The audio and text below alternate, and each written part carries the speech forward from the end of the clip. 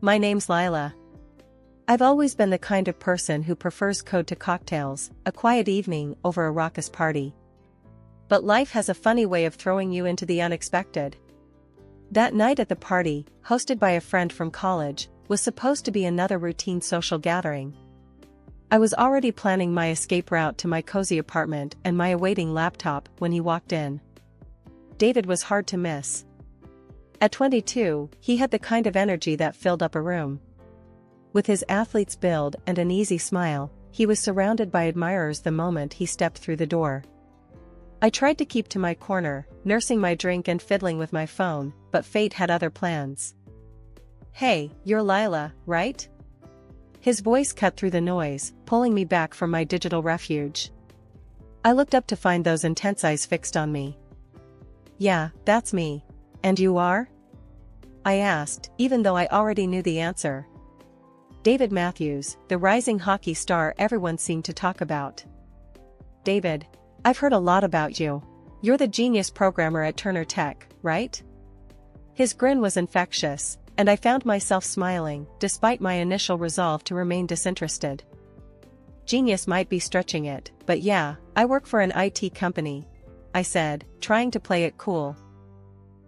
David chuckled, pulling up a chair next to me, uninvited but not unwelcome. "So, what brings you to a party where you clearly wish you were anywhere else?" I shrugged, looking around at the bustling room. "Guess I was trying to be social. My friends keep telling me I need to get out more." "That's funny." David leaned in, his voice dropping to a playful whisper. "Because I've been trying to get out of these things too. Too much fake chatter." "You want to escape? Let's grab some real food, this party stuff is just fluff." I hesitated. This wasn't my usual style, but there was something about David that felt different, genuine. Maybe it was the way he looked at me, like he really saw me, not just the quiet girl in the corner. As we sneaked out of the party, the cool night air felt like a splash of clarity. We ended up at a 24-hour diner, the kind with greasy fries and endless coffee. David ordered the biggest burger on the menu for us to split, and I found myself sharing stories about coding mishaps and server crashes. David listened, really listened, nodding and asking questions that showed he got it, even if he didn't know a router from a modem. It was refreshing, talking to someone who didn't glaze over when I geeked out about technology. As the night turned into early morning, I realized that David wasn't just a hotshot athlete, he was thoughtful, funny, and surprisingly down-to-earth. Maybe that's why when he suggested we do this again next Friday, I didn't think twice before saying yes. David and I had been the talk of our circle since he started courting me. Despite our age difference, with me being 32 and him only 22, there was something electric between us. Honestly, it was flattering to have someone so vibrant and full of promise by my side. The day David decided to introduce me to his mom, Susan, I was nervous. The moment we arrived, the look on her face said it all. It was like she had tasted something sour just seeing me. "So, you're Lila," Susan began, sizing me up as if I were an item at an auction. "David has told me very little about you, which I suppose isn't surprising." I tried to smile, extending my hand. "It's nice to meet you, Susan."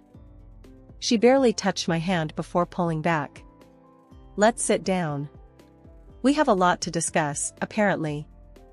As we sat in her meticulously decorated living room, the air thick with tension, Susan didn't waste any time. "David tells me you two are planning to marry. He's a professional athlete, on his way to becoming a star. And you, Lila, you're a programmer, correct? And quite a bit older than him." "Yes, I am a programmer," I replied, keeping my voice steady, despite her tone. "And yes, there's an age difference, but we love each other." Susan scoffed. "Love," she muttered under her breath. "David, she's 32. You're just 22. You should be thinking about your career, not settling down with someone who—" "Mom," David interrupted, his voice firm. "I love Lila. That's what matters to me. We're getting married." Susan's eyes narrowed. "You're blinded by infatuation. Think about your future, your contracts, your endorsements. This is a mistake." I felt a surge of defiance. I'm not here to argue, Susan. I came because David wanted us to meet. I respect your concern, but our decision to marry is ours to make. David nodded, squeezing my hand under the table. Exactly. We've talked this through, and we're serious. Lila's age, her job, it doesn't matter to me. What matters is how we feel about each other. Susan leaned back, her expression unreadable for a moment before she spoke again. Well, it seems I can't convince my own son to think clearly. If you're going to be part of this family, Lila, I expect you to understand the pressures David will face. Can you handle that? Without dragging him down? Her words stung, but I held my gaze. I'm not here to drag anyone down, Susan. I support David fully, in his career and everything else. There was a pause, a heavy, uncomfortable silence, before Susan stood up abruptly. I need to think about this. David, you're welcome to stay for dinner. Lila, I think it's best if you leave now. David started to protest, but I stopped him. It's okay, David. Let's not make this harder. I'll go, but think about what I said, Susan. I'm not the enemy here. When I found out I was pregnant, I was over the moon with joy. David was thrilled too when I told him, and he immediately suggested we speed up our wedding plans. Let's not wait, Lila. Let's get married as soon as we can, he said, his eyes shining with excitement and a bit of urgency. The joy of our news, however, didn't quite extend to everyone. When David broke the news to his mom, Susan, her reaction was less than enthusiastic. You're what? Pregnant? This changes things, she muttered, clearly agitated by the unexpected twist. David tried to calm her down. Mom, this is good news. We're happy. Susan paced the room, her brows furrowed in thought, before she turned to face us with a stern look. Fine, but if you're going to do this, you're doing it on my terms. First, you two are signing a prenup. A prenup? I echoed, my stomach sinking. Yes, to ensure my son's future earnings in hockey are protected. He's going to be making millions, and we can't have any risks, Susan explained, her voice firm and non-negotiable. David looked at me, his expression apologetic. Lila, I know it's not ideal, but my mom has a point about protecting the career I'm building. It's just a formality. I nodded slowly, the reality of our situation settling in. Okay, what's the second condition? I asked, bracing myself. You need to show your commitment to this family, Lila. I want you to handle the initial mortgage payment for your new house, 50% upfront. Susan's eyes were locked on mine, challenging me. I was stunned. 50%? That's a lot of money, Susan. David was quick to jump in. Mom, that's too much. Lila, we can figure something out. But I knew what I had to do. I called my dad later that day, explaining the situation and how much I needed. Without a moment's hesitation, he agreed. I'll help you, Lila. It's important you start your married life on stable ground, he said, transferring $200,000 to my account. With the financial and prenuptial conditions met, we moved forward with the wedding plans. The day arrived faster than I had anticipated, filled with a mix of emotions. Our wedding was beautiful, set in a quaint little chapel with flowers everywhere, and our closest friends and family gathered. I walked down the aisle, my heart full of love for David and our future together. My parents looked so proud and happy, their smiles beaming across the room. But there, off to the side, stood Susan with a look that could only be described as sour. Throughout the evening, her displeasure was evident. She wore a tight smile as guests congratulated her, her eyes often darting towards me with undisguised disapproval. Despite her attitude, David and I tried to focus on the positive. We mingled with guests, laughed, danced, and celebrated our union and the little life growing inside me. After the wedding, it didn't take long for life to take a sharp turn into the unexpected. Susan declared she'd be moving in with us, supposedly to help me through the early stages of pregnancy. I wasn't keen on the idea, but to avoid any drama, I reluctantly agreed. Little did I know, this decision would soon transform my home into a battleground where peace was a rare commodity. Within weeks of moving in, Susan had taken over the house. It was subtle at first, a few items moved here and there, some new decorations. But soon, her presence and influence grew stronger, more invasive. She didn't do much in terms of actual housework or helping me. Instead, she spent her days shopping with the money David made from his hockey career, filling our already cozy home with lavish furniture and expensive clothes that reflected her taste, not ours. One afternoon, as I was trying to rearrange some of these new additions to make space for my own things, Susan walked in, her eyes scanning the room critically. "Lila, what are you doing? You're just moving things around without improving anything. You should focus more on resting and less on these useless activities," she snapped, her tone harsh and condescending. I bit my tongue, holding back my frustration. "I'm just trying to make some space, Susan. It's getting a bit crowded in here." "Crowded? This is quality, Lila. These are things a proper home should have. You should be thankful," she retorted, waving a dismissive hand at my simpler decorations. Feeling the sting of her words, I tried to keep my cool. "Susan, I appreciate your help around the house, but maybe we could tone down the shopping a bit. There's hardly space to move." Susan's eyes narrowed, her voice cold. "I'm only trying to bring some standard to this place. If you can't see that, it's not my problem. You should focus on what's important, like taking care of David." The remark hit harder than expected, and I felt a mixture of anger and helplessness. This wasn't the home I had envisioned for us, filled with love and mutual respect, but rather, it was turning into a showcase of Susan's tastes and preferences. Later that evening, when David got home from practice, I decided it was time to discuss the living situation. "David, we need to talk about your mom," I started, my voice steady but filled with concern. "What about her?" He looked tired, rubbing the back of his neck as he sat down. "She's taking over the house, David. And she's constantly criticizing me, making me feel like I'm not doing enough around here," I explained, hoping he'd understand. David's face hardened, and he sighed deeply. "Lila, she's just trying to help. You know how she is. She wants everything to be perfect. You should try to get along, show her some respect." As the days turned into weeks, Susan's dominance in our home grew. My attempts to reclaim some sense of normalcy or to assert my preferences were met with cold resistance from Susan and frustrating neutrality from David.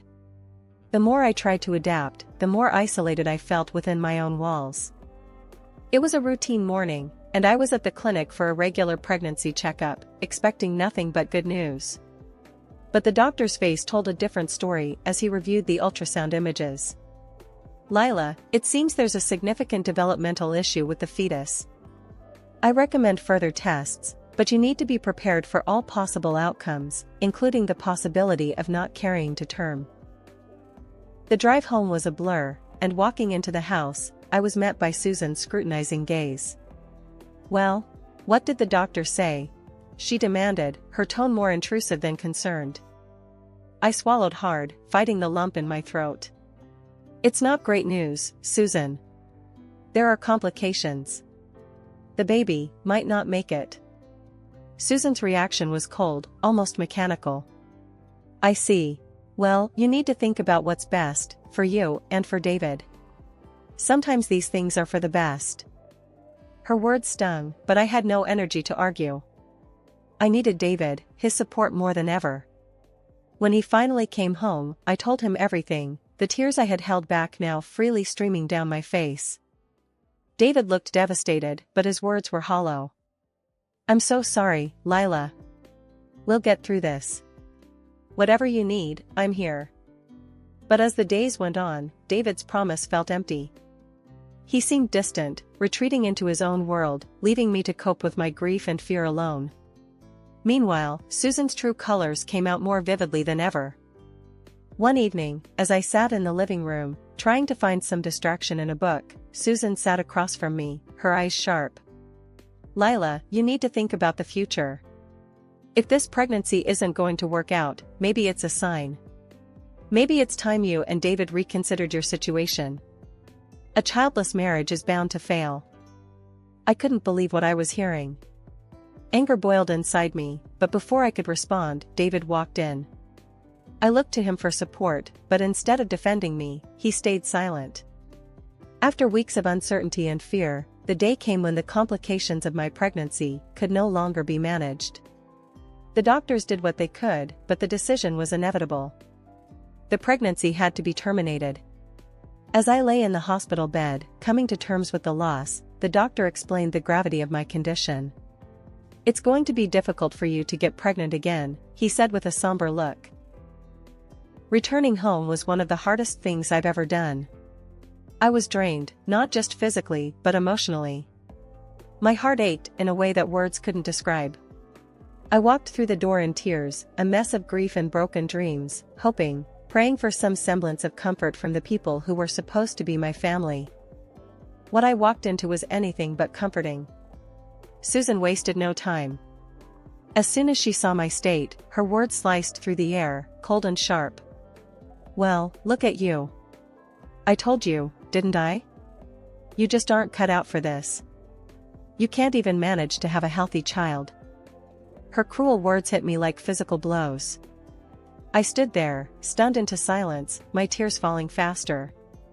I looked to David, desperate for him to say something, anything in my defense. But David was distant, his eyes avoiding mine. He shifted uncomfortably, then said, "Look, Lila, I have important matches coming up. I can't have all this drama around. It's just too much." I stared at him, disbelief clouding my pain. Our child was not just some drama, David. This was our baby, our future. How can you be so cold? David's face hardened. "I'm tired, Lila. Tired of your complaints and all these problems. I've got a career, and honestly, I've got plenty of options." He paused, his voice dropping as he added, "Maybe it's better if we just end this. I need someone who fits into my life, not complicates it." Susan clapped her hands, a twisted smile on her face. "Finally, some sense from you, David." "Lila, you heard him. Pack your things. It's time for you to leave." David didn't help me with my bags, he didn't even say goodbye. As I closed the door behind me, the finality of that click echoed in my heart. When I arrived at my parents' house, my tears hadn't stopped.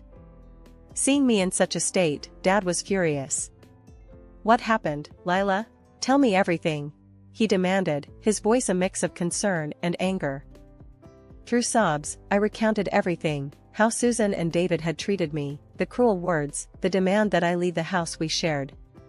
Dad's face turned red with each detail I shared, his fists clenching at his sides. "This is not going to stand, Lila. We're going to make sure you get what you deserve," he said, pulling out his phone to make a call. Within hours, he had lined up meetings with some of the best lawyers in the city. The next few days were a whirlwind. We met with a sharp and determined lawyer named Helen, who was appalled by my story. "We'll file for divorce immediately and sue for half of every investment you made in that house," she declared, her tone fierce and resolute. True to her word, Helen moved quickly. The divorce papers were served to David, and the lawsuit for my share of the house investments was filed. David and Susan were shocked. As the legal battle ensued, it became clear that they were in a precarious financial situation because of my mother-in-law's ill-considered spending. David and Susan were forced to sell the house. Meanwhile, David's life seemed to spiral. He met a young fan, a girl who was smitten with the shining star, and married her hastily. I heard about the wedding through friends. It didn't sting as much as I thought it would, instead, it felt like confirmation that leaving him was the right decision. But Susan couldn't resist one last jab. A few weeks after David's rushed wedding, I received a letter from her. Inside was a photo from the wedding, showing Susan beaming next to David and his new wife. On the back, Susan had written a note. "Finally, my son has found a young and healthy woman who will give birth to healthy children for him." The cruelty of her words was meant to wound, and it did, but not as deeply as she intended. The lawsuit dragged on, but eventually, the court ruled in my favor. I was awarded half of the investment we had made in our former home, a sum that significantly strained David's finances further. 2 years have rolled by since I last walked out of that house, feeling broken and betrayed. A lot has changed since then, especially for me and my dad's company. We've been breaking into the international market, and my work paid off in a big way. I received an international award in IT technology, a recognition that came with a prize of $1 million. Just when I thought things were settling down, my phone rang. The screen flashed a number I didn't recognize at first, but the voice that greeted me was unmistakably Susan's. "Lila, you need to come back to David," she stated bluntly. "No hellos, no how have you been?" I paused, taken aback. "Susan? Why would you think I'd come back?" Her voice was sharp, tinged with desperation. "David's been injured, a bad accident during a match. He's in a wheelchair now, can't play anymore. His wife left him, took half of everything. We need you." Her words were a jolt, but not enough to shake the foundation I'd rebuilt. "And you think I should return because of his injury? Why, Susan? Just because I have money now?" She didn't hesitate. "You're rich now, Lila. You can afford to take care of him. And me. I'm willing to let bygones be bygones. I'll even cook for you and let you have children, imagine that." I couldn't help but laugh, a short, bitter sound. "Susan, do you hear yourself? You want me back as some sort of nursemaid to David and his financial backer to you, just because I won money? It's always about money with you." Susan's voice cracked, angry and sharp. "You owe us, after everything." I shook my head, even though she couldn't see. "I owe you nothing, Susan. I built my life again from scratch, without any help from you or David. You threw me out when I was at my lowest. Why would I ever think of coming back?" There was a silence on the other end, heavy and thick. Then Susan spat out, "You're making a huge mistake, Lila." "I made my mistakes, Susan, but I learned from them. And returning to a life that nearly broke me isn't a mistake I'll make twice," I replied, my voice calm and steady. Hanging up the phone, I felt a surge of freedom. Her words no longer had the power to hurt me. I was truly free, and my life was my own. Looking around my office, filled with awards and the buzzing of computers, I knew I was right where I was meant to be. Later, at home, I poured myself a glass of wine and stepped out onto my balcony, looking out over the city lights. The challenges of the past seemed like distant memories, and the future was bright and full of promise. I had found success and contentment in my work, and I was surrounded by people who valued and respected me. As I sipped my wine, I thought about Susan's call, her voice so filled with anger and desperation. It was clear that in her world, money still dictated worth. But in my world, I measured wealth not by dollars in the bank, but by the happiness and peace I'd fought so hard to achieve. One crisp morning, as I walked into the office, the buzz of the upcoming product launch was palpable. My team, a group of brilliant and driven individuals, greeted me with enthusiastic updates. "Lila, we're almost ready to roll out the new software. Just a few tweaks left," Jenna, one of our lead developers, informed me, her eyes sparkling with excitement. "That's great to hear, Jenna. Make sure those tweaks are solid. We can't afford slips, not with so much riding on this," I replied, my tone both encouraging and firm. Jenna nodded, her demeanor serious. "Absolutely, Lila. We're on it." I received a call from Dad later. His voice was brimming with pride. "Lila, I just wanted to tell you how proud I am of you. Not just for your success at the company, but for how you've handled everything life threw at you." "Thanks, Dad. It means a lot to hear that from you. I couldn't have done it without your support," I responded, feeling a warmth spread through me. "You did the heavy lifting, kiddo. I was just here to offer a hand when you needed it," he said, and we both laughed. That evening, as I walked through the park on my way home, I felt a deep sense of peace. I stopped for a moment, taking in the beauty of the setting sun, the laughter of children playing nearby, and the gentle rustle of leaves in the breeze. It was moments like this that I had once thought were lost to me forever. But here I was, standing strong, the master of my fate once more. I had faced betrayal and loss, fought back against those who sought to bring me down, and emerged not just unscathed but stronger. As I resumed my walk, a plan began to form in my mind. I wanted to use my experiences to help others who might be facing their own battles. Perhaps a foundation, something that could offer support and strength to those in need.